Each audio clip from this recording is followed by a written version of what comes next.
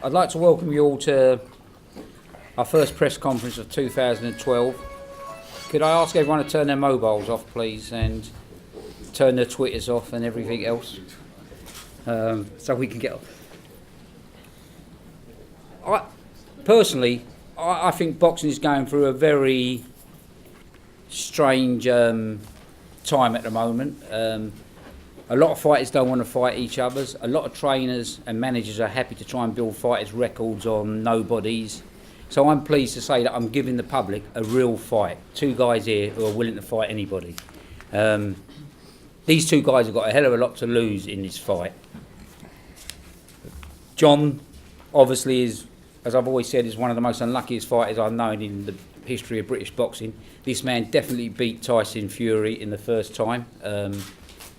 You know, and if people say, how did I ever suffer with Lennox Lewis? I suffered more that night when he lost because I ended up having a heart attack. So, thank you, Mr. Terry O'Connor. But you know, but he's here again and he's going again, and he knows it's his last chance. David is the new kid on the block in the heavyweight division, and he knows if he loses, everyone's going to say, well, he couldn't fight. So it's a real fight. This is a fight the public really want to see. It's a fight that we're giving to the public. It's a fight that Sky are going to be showing to the British fans. So to me, it's the start of a new era in boxing. And I think all the other managers and promoters have to follow this. There's no good just getting your fight to fight for a world title, which we've seen a lot of lately. British fighters being sacrificed just so people can see themselves on television and have their picture in the paper.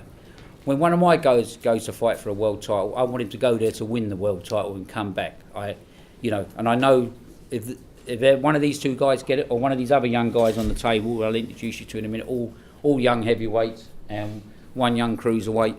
When they go in for a world title, they are going to be prepared, ready, and they're going to win it, and they're going to dominate the division for a long time. That's it. So what I'll do is I'll introduce, now that I've shot down everyone else in the business, because I think there's a lot of frauds in our business these days who haven't really learnt the trade proper, and it's time that, you know, the British Boxing Board maybe look at the situation, who they give licences to and which fights they approve these days. But that is my personal opinion, by the way. I'll start at the end and let them introduce themselves. Danny Price, cruiserweight. From Scarborough, undefeated. David Price, heavyweight from Liverpool. John McDermott, obviously, from Alderwood Neil. Jackson Rowland, John's trainer.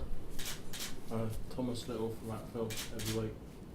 Dylan White, South London, Brixton, undefeated 3-0. And all these guys are on the bill in Liverpool, so you can see this is a real heavyweight show, you know. So the only non-heavyweight is my young man here to my right, but I think this guy is going to actually set the cruiserweight division alight. Without upsetting John, who's been very loyal to me and been very good to me, you know, I think the two Prices are the future of British boxing, but this man's obviously got a lot to say to it and going to put a dent in that on January the 21st. And I'll be sitting here, if that happens, pushing this man, pushing the old boy actually. So what I'm going to do now is just throw the floor open for questions. David, who gave you the black eye? Sure. Yeah. It's occupational hazard. I've just finished my sparring today. That's part of the reason why I'm a little bit late, which I apologise for, but I didn't realise how difficult it was to get into central London, and my promoter didn't give me any address or nothing there to get the message. I got a message 20 minutes ago with the address, so that's just an occupational hazard. I've just finished my sparring anyway, and you know, everything's gone well. So how did the sparring go? I mean, Chisora was speaking yesterday, but seeing your praises, says you're the most improved heavyweight in the country, and he was surprised how hard you punch. Yeah, it was good. Yeah, it was just good sparring. I mean, I know I need a good sparring because I know this fight's going to be the toughest in my career so far. And you know, I know John McDermott's a good, strong fighter, so I needed the quality, and I got it. So ideal.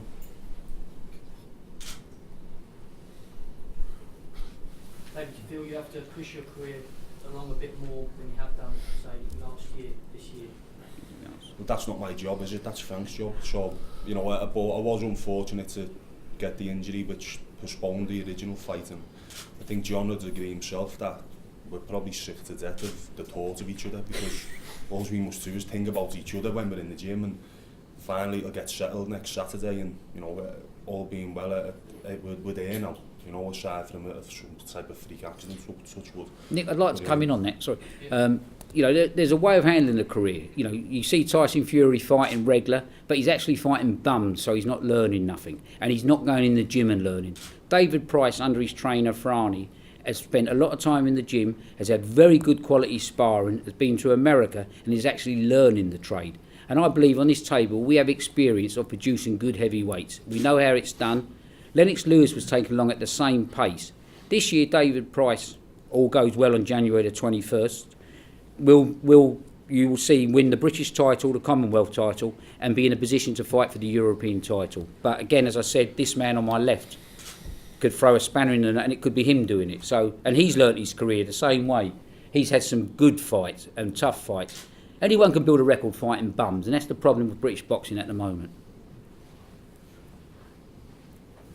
David, John, are you going to throw a spanner in the works? Well, I'm aiming to. That's the idea. I've trained hard for this fight. I've done it any one of my fights. I know it's my last shot. If I want to carry out in boxing and do well, it's my last shot, and I've trained like it's my last shot. I'm going to give it one way or the other. I'm going to give it all that I have.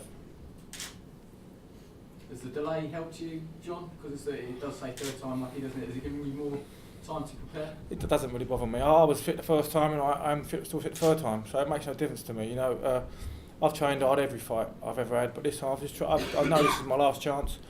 I know David's a good fighter. I've got all respect for David. Let's be honest, you don't win an Olympic medal because you're no good. So I've trained hard as I could, be the best as I can in the gym, and hopefully, please God, with a bit of luck, I can go and win on Saturday night. How's training been going, Jason?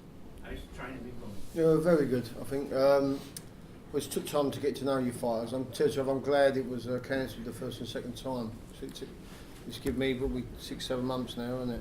So it's given us a little bit more time to get to know each other and work on different things. And yeah, everything seems to be going well.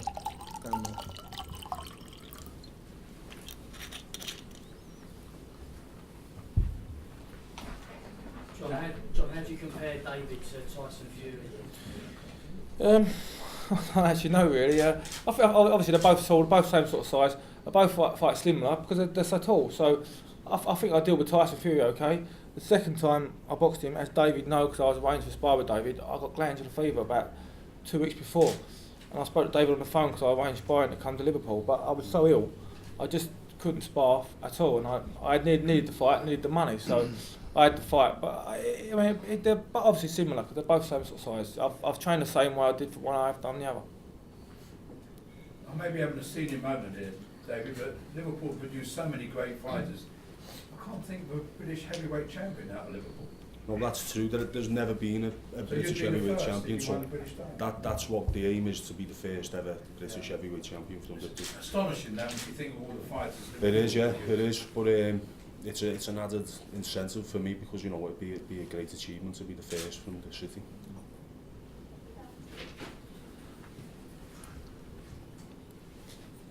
Any more questions for any of the or we do one-to-ones? Danny, where do you want to be in the next 12 months? I want to be up there fighting for a British title, definite. Obviously, see how I progress and see what happens, but definitely up there British title level, if not fighting for it. Dylan, what do you know about your opponent? I know his name, I know that he's fought on 2 of the guys on the table here, and that's it really. Not much.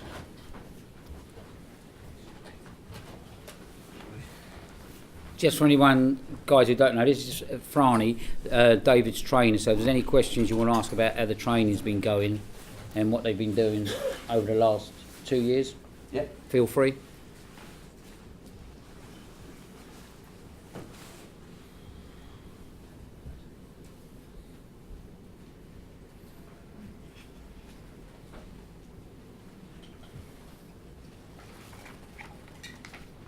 Danny, were you disappointed you didn't get onto the Olympics? I was, if I'm honest.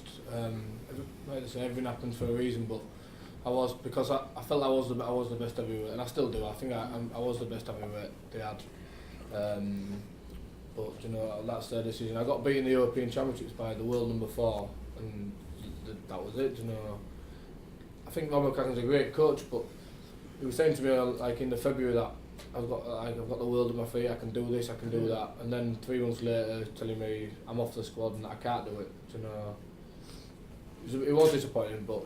Was that a shock to you to be so off the squad? It was a bit of a shock because I'd come on the squad and I was obviously right behind the two that was already on there.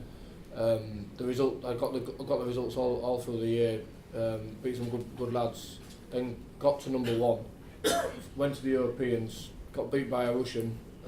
She's no disgrace. And then that was it. He said you can't do it. So it was a bit of a surprise. Joshua got beaten in the Europeans, yet he's still. Yeah, he's good and order, and he's a lovely kid. A lot of people got beat out there, but if your face don't fit, I suppose. True answer. Oh, yeah. Okay, we'll do the one-to-ones with TV and radio now.